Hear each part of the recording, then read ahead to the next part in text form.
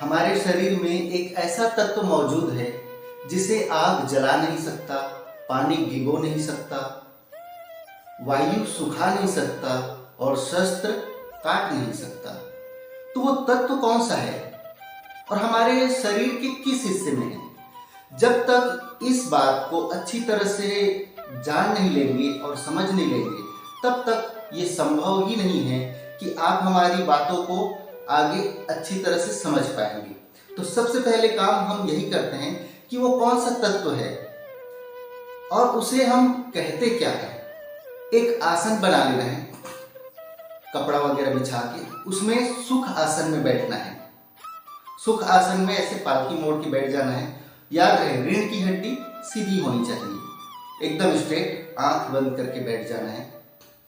3 बार लंबी लंबी सांसें लेना है। 3 बार शांत हो जाइए, आंखें बंद रहनी चाहिए, शांत एकदम, शरीर को एकदम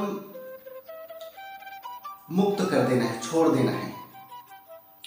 किसी भी तरह का तनाव नहीं रहना चाहिए। आपकी आंखें बंद ही रहनी चाहिए, आंखें नहीं खोलनी है जब तक मैं ना कहूं तब तक।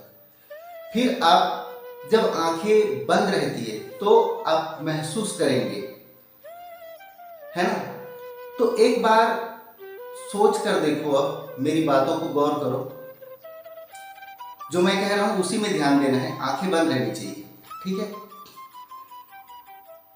अब आपके पास क्या है? अब आपके पास क्या है ऐसा? आपने शरीर को पूरा लूज छोड़ देना है, शरीर में किसी भी तरह का हरकत नहीं होना चाहिए, एकदम आराम से बैठना है आंख बंद करके। तो केवल और केवल अभी आपके पास मन है, चेतना है, और ये चेतना आप कभी भी एक पल की दूरी में कहीं भी भेज सकते हैं, जा सकता है। अभी आपकी आंखें बंद है, लेकिन आप कहीं भी जाकर कुछ भी देख सकते हैं, कहीं भी। अभी आप जहां पर विराजमान हैं वहां पर भी आसपास की नजारा देख सकते हैं, और उसको एक पल की भी दूरी नहीं लगता कि यहां से वहां जाने के लिए। लाखों किलोमीटर की दूरी भी आप एक पल में तय कर रहे हैं, जहां भी चाहते हैं जा सकते हैं। तो यही हमारी जो चेतना है, जो हमारा मन है, वही वो तत्व है जिसे हम आत्मा कहते हैं। शरीर मरता है, ये आत्मा कभी नहीं मरती, चेतना कभी नहीं मरती। विचार कीजिए कि आपके पास केवल चेतना है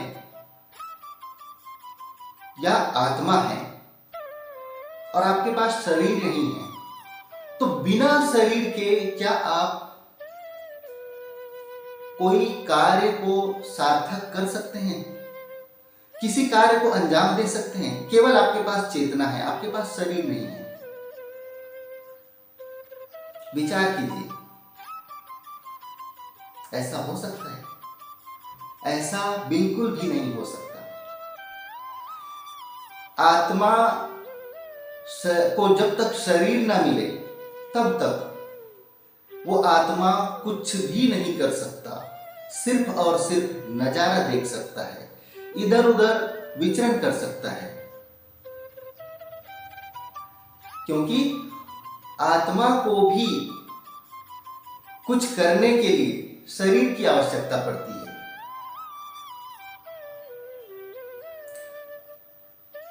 तो समझ गए होंगे कि हमारे शरीर में जो तत्व मौजूद है, जिसे आग जला नहीं सकता, पानी भिगो नहीं सकता, हवा सुखा नहीं सकता और शस्त्र जिसे काट नहीं सकता, वो केवल और केवल हमारी चेतना है और उसी को आत्मा कहा गया है।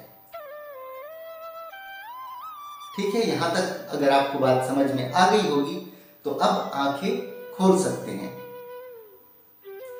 ये कार्य करने के लिए ये जरूरी नहीं है कि आप अभी कि अभी यही जो मैंने बताया वो करेंगे, ये आप कभी भी कर सकते हैं, लेकिन माहौल शांत होना चाहिए, एकांत होना चाहिए, इधर उधर की आवाजें नहीं आनी चाहिए। ये अगर अच्छी तरह से कर लेंगे तो हमारी आगे की जो बात है, हम जो सत्संग में जिसका विश्लेषण करने वाले हैं, वो आपको आसानी से समझ में आ जाएगी। आप सभी से ये एक रिक्वेस्ट है, यदि आप इस चैनल में नए हैं तो सबसे पहले चैनल को सब्सक्राइब कीजिए, बेल आइकॉन को प्रेस कर लीजिए। हाँ, इतना तो मैं जानता हूं कि यदि आपने ये सत्संग पूरी तरह से देख लिए तो आप अपने आप को लाइक करने से और कमेंट करने से नहीं रोक पाएंगे, या कोई प्रश्न करने से नहीं रोक पाएंगे, इतना हम जानते हैं। तो सबसे पहले चैनल को सब्सक्राइब कर लीजिए, और इस वीडियो को तो अभी देख रहे हैं, बाद में जब आपको समय मिलेगा तो इस चैनल में जितने भी वीडियोस आए हैं, जितने भी सत्संग आए हैं, उसको आपको शुरुआत से देखना है। उसके लिए क्या करना है, आपको लोगो पर टच करना है। लोगो पर टच करेंगे तो पूरा चैनल ओपन हो जाएगा। चैनल ओपन हो गया तो आपको वीडियोस में जाना है। वीडियोस में गए तो ऊपर सरकाते सरकाते लास्ट तक के जाना है, और सबसे नीचे में जो पहला सत्संग हमारा है, आपको शुरुआत वहीं से करनी है, वो देखना है। उसके बाद में क्रम से देखते देखते आना है। तो आपको हमारे सत्संग का उद्देश्य, हमारे इस चैनल का उद्देश्य आपको अच्छी तरह से समझ में आ जाएगी, और बहुत सारे आपके जो मन में प्रश्न हैं उनका भी जवाब उन सत्संगों में आपको मिल जाएगा। इस धरती पर मानव जीवन हो या पशु पक्षी का जीवन हो, है ना, सभी अपना जीवन जीते हैं, लेकिन जब मृत्यु का समय आता है तो मृत्यु दो प्रकार की होती है। कैसे, वो मैं आपको आपके सामने वही पहले रखने का प्रयास कर रहा हूं। एक पहला मृत्यु जो होता है ना, वो निश्चित समय पर होता है, जब उनका कार्यकाल समाप्त हो जाता है, या विधि के विधान में जो लिखा गया है, परमात्मा ने जो तय किए हैं कि इस समय इस स्थान पर इसकी मृत्यु होनी है, वो साधारण मृत्यु होती है। दूसरा मृत्यु जो होती है वो अकाल मृत्यु। अब अकाल मृत्यु की श्रेणी में कौन कौन आते हैं? एक तो सबसे पहले बात, अकाल मृत्यु की श्रेणी में सबसे पहले आत्महत्या करने वालों की गिनती होती है, क्योंकि इनका कार्यकाल पूरा नहीं हुआ है, या परमात्मा ने जो तय किए हैं समय सीमा, उस समय सीमा में उन्होंने अपना शरीर का त्याग नहीं कर रहे हैं, उससे पहले कर रहे हैं। और दूसरा, जैसे दुर्घटनावश। अब दुर्घटनावश जो मृत्यु होती है उसमें भी एक तो परमात्मा ने जो तय किए हैं वो भी हो सकता है, और दूसरा अकाल मृत्यु भी उसे कहा जा सकता है। अगर उनका समय पूरा नहीं हुआ है तो वो अकाल मृत्यु की गिनती में आएगा, और उनका समय पूरा हो चुका है तो वो साधारण मृत्यु है, लेकिन पहले से ही तय है कि दुर्घटनावश ही इनकी मृत्यु होनी है, इसीलिए, है ना। तो अब आते हैं, अब जब मृत्यु जब इंसानों की होती है तो पशु पक्षियों का तो मैं उतना विश्लेषण नहीं करूंगा आपके सामने, पहले ये बताने का प्रयास कर रहा हूं। जब मृत्यु होती है इंसानों की तो बहुत सारे मृतक होते हैं, उनकी जो चेतना है, उनके जो आत्मा है, उनको काफी समय तक के पता ही नहीं चलता कि उनकी मृत्यु हो चुकी है। उनको ऐसा लगने लगता है कि मैं स्वप्न देख रहा हूं, ये ख्वाब है। और मृत्यु के पश्चात भी वैसे ही क्षण और वैसा ही हमको दृश्य नजर आएगा, या जो मृत्यु को प्राप्त हो चुके हैं उनको ऐसा दृश्य नजर आता है जैसे वो स्वप्न देख रहा है। जैसे हम नींद में रहते हैं, नींद में रहने के बाद में हम कोई भी स्वप्न देखते हैं तो पूरा देखते हैं ना, जैसे अभी वर्तमान में हम आसपास जैसे नजर आ रहे हैं हमको वैसे ही नजर आता है स्वप्न में भी, लेकिन स्वप्न को एक तरह से काल्पनिक कह दिया जाता है। कल्पना तो है लेकिन उसमें भी हकीकत है, उसमें भी सच्चाई छुपी हुई है। तो बहुत सारी आत्माएं ऐसी होती है जिनको ये पता नहीं चलता कि उनकी मृत्यु हो चुकी है। बहुत समय तक के वो वहीं पर विचरण करते रहता है, विचरण करते रहता है, और वो देखता भी है। आत्मा जो है वो चेतना है, मैंने इसके पहले बताया था।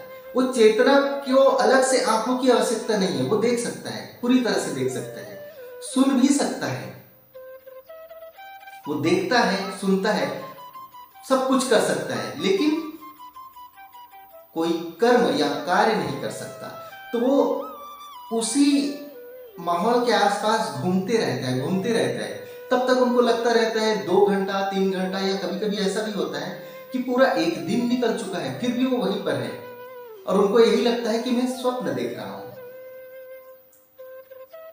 जब वो खुद की बॉडी को नहीं देखता अच्छी तरह से, और उसके आसपास में उनके करीब जो रिश्तेदार हैं या उनके करीबी हैं, है ना, जब तक उनको रोना और रोने धोने की और कुछ ऐसे क्रियाकलाप जिससे उसको यकीन हो जाए कि उनकी मृत्यु हो चुकी है, वो जो सामने पड़ी है वो उसकी बॉडी है, उसका शरीर है, मृत शरीर है, तब तक के समझ में ही नहीं आता कि वो मर चुके हैं।